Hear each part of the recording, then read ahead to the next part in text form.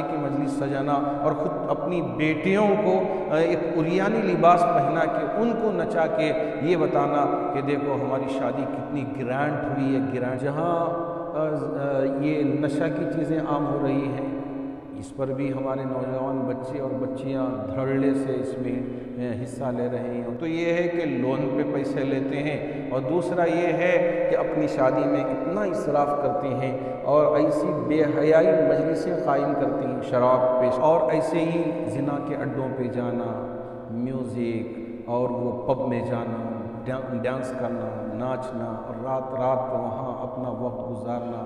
اس سلسلے میں all India Muslim personal law board میٹنگیں کر رہا ہے، مشورے کر رہا ہے کہ کیسے اس برائی کو امت میں سے ختم کیا جائے گا. میرے رب نے سود کے عمل میں مبتلا ہونے والوں کے لیے بھی اعلان جنگ کا، ہر چیز میں فائنانس. آپ اگر اسکول کی فیس نہیں دے پاتے، وہاں فائنانس کے لوگ رہتے ہیں اور آپ کو شکار بنانے کی کوشش کرتے ہیں. بچے کی خواہش ہو رہی ہے کہ مجھے نیا موبائل چاہیے، ماں باپ وہاں فائنانس میں لیتے ہیں اور لے کے دے دیتے ہیں، یا پھر اس سود میں مبتلا ہو جاتے ہیں. ایک دن ایسا آئے گا کہ آپ تباہ ہو جائیں گے، برباد ہو جائیں گے، آپ کو پتہ بھی نہیں چلے گا. اس وقت مسلمانوں میں بہت ساری برائیاں عام ہوتی جا رہی ہیں، چونکہ مغربی تہذیب کا جو اثر اس وقت مسلمانوں پہ جو پڑ رہا ہے، کیا کریں، کیسے سمجھائیں، مجھے آپ کو شاید بتانا اتنا سمجھ میں نہیں آ رہا ہے.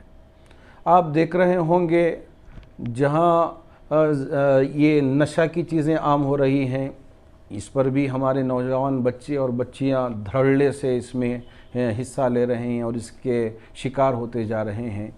تو اور ایسے ہی زنا کے اڈوں پہ جانا، میوزک اور وہ پب میں جانا، ڈانس کرنا، ناچنا اور رات رات وہاں اپنا وقت گزارنا. ماں باپ اگر ان سے کچھ کہیں تو ان سے رشتہ توڑ لینا ایک عام سی عادت ہوتی چلی جا رہی ہے اور عام سی بات ہوتی چلی جا رہی ہے. وہیں ایک اور مرض کا بھی ہماری قوم شکار ہوتی جا رہی ہے، وہ ہے سود. جبکہ اللہ رب ذوالجلال نے اور مکمل طور پہ قرآن میں اعلان کر دیا کہ جو کوئی بھی سود لے گا ہم اس کے ساتھ اعلان جنگ کرتے ہیں. اللہ اکبر! اتنا بڑا اعلان کہ ہم اس کے ساتھ جنگ کا اعلان. اسی لیے حضرت ابوبکر صدیق رضی اللہ تعالیٰ عنہ کے زمانے میں میرے نبی کے تشریف لے جانے کے بعد لوگ زکوٰۃ نہ دینا چاہے تو آپ نے بھی وہاں کہا کہ ہم ان کے ساتھ لڑیں گے. تو اسی طرح میرے رب نے سود کے عمل میں مبتلا ہونے والوں کے لیے بھی اعلان جنگ کا اعلان فرمایا ہے. تو اس وجہ سے ہمیں چاہیے کہ یہ سود کی وبا میں ہرگز مبتلا نہیں ہونا چاہیے. آج ہر چیز میں فائنانس. آپ اگر اسکول کی فیس نہیں دے پاتے، وہاں فائنانس کے لوگ رہتے ہیں اور آپ کو شکار بنانے کی کوشش کرتے ہیں. بچے کی خواہش ہو رہی ہے کہ مجھے نیا موبائل چاہیے، ماں باپ وہاں فائنانس میں لیتے ہیں اور لے کے دے دیتے ہیں، یا پھر اس سود میں مبتلا ہو جاتے ہیں. یہ شریعت نہیں ہے. ہماری جتنی چادر ہو اتنے ہی پیر پھیلانے کا حکم ہے. اتنے خواہشات ہم لے لیں اور بچوں کے ناجائز خواہشات کو پورا کرنے میں ہم اپنے آپ کو اللہ کے احکامات کو توڑنے والے بن جائیں، یہ عقل مندی کی علامت نہیں ہے. یہ فتنے ہیں، یہ آزمائشیں ہیں. اگر ان آزمائشوں میں مسلمان اپنے آپ کو بچا لیتا ہے تو وہ کامیاب مسلمان ٹھہرائے گا. ہمارے یہاں سٹی مارکیٹ میں بھی بہت ساری تجارتیں چلتی ہیں. وہاں مختلف لوگ سوچتے ہیں کہ میرا یہ بزنس ہے، بڑھانا ہے، تو اب گئے سود میں پیسے لیے اور لے لیا، مال اٹھا لیا، پھر اب سود میں مبتلا ہو گئے.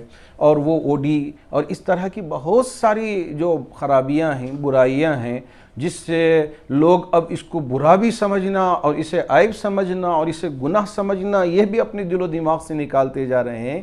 تو اس لیے میں آپ تک میرے رب کا صاف صاف پیغام پہنچا دینا مناسب سمجھ رہا ہوں کہ حضرت عباس رضی اللہ تعالیٰ عنہ کے وشلے کے شروع زمانے میں یہ ہوا کرتا تھا. جب اللہ نے اعلان کر دیا کہ سود حرام ہے تو اللہ کے رسول علیہ السلام نے فرمایا کہ میں اب اس کے بعد سود کو اپنے پیروں تلے رونتا ہوں.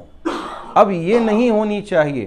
اور حضرت عباس کا بھی سود دینا لوگوں کا بہت زیادہ حساب و کتاب تھا۔ اللہ کے رسول علیہ السلام نے اعلان فرمایا اب جو کوئی بھی میرے چچا عباس کو سود کی رقم دینا ہے میں سب کو معاف کرتا ہوں ان کی طرف سے۔ تو آپ نے یہ اعلان کیا۔ تو اب اگر مسلمان یوں سمجھیں کہ اس میں میری ترقی ہے اور میں اس میں کامیابی حاصل کروں گا، قرآن کی ایک آیت سمجھ لیں، میں آپ کو بتا دینا چاہوں گا صاف طور پر، وَمَا آتَيْتُم مِّن رِّبًا لِيَرْبُوَ فِي أَمْوَالِ النَّاسِ فَلَا يَرْبُو عِندَ اللَّهِ۔ جو کچھ تم سود میں اپنی تجارت کو زیادہ ہونا محسوس کر رہے ہو، یہ اللہ کی نظر میں زیادہ ہونا ہے ہی نہیں، بلکہ یہ تنزل کی طرف آپ جا رہے ہیں، گراوٹ کی طرف جا رہے ہیں، بربادی کی طرف جا رہے ہیں۔ ایک دن ایسا آئے گا کہ آپ تباہ ہو جائیں گے، برباد ہو جائیں گے، آپ کو پتہ بھی نہیں چلے گا۔ اور وَمَا آتَيْتُم مِّن زَكَاةٍ تُرِيدُونَ وَجْهَ اللَّهِ فَأُولَٰئِكَ هُمُ الْمُضْعِفُونَ۔ اگر بندے مومن اب اللہ نے اس کو ترقی عطا فرمایا، مال میں برکت عطا فرمایا، اپنے مال کی زکوٰۃ وہ ادا کرتا ہے تو اللہ اس مال میں اور اضافہ فرماتے ہیں۔ تو اس لیے میں مسلمانوں سے یہ اپیل کرنا چاہوں گا اور بڑے ہی ادب کے ساتھ گزارش کرنا چاہوں گا کہ اس وبا سے، اس مصیبت سے اور اس پریشانی سے ہم اپنے آپ کو بچانا چاہیے، کسی بھی طرح اس طرح کی چیزوں میں ملوث ہونے نہیں دینا چاہیے۔ اللہ ہر ایک مسلمان کی اس مصیبت سے حفاظت فرمائے۔ اس وقت مسلمانوں میں بے حیائی اور فحاشی، عریانیت عام ہو رہی ہے۔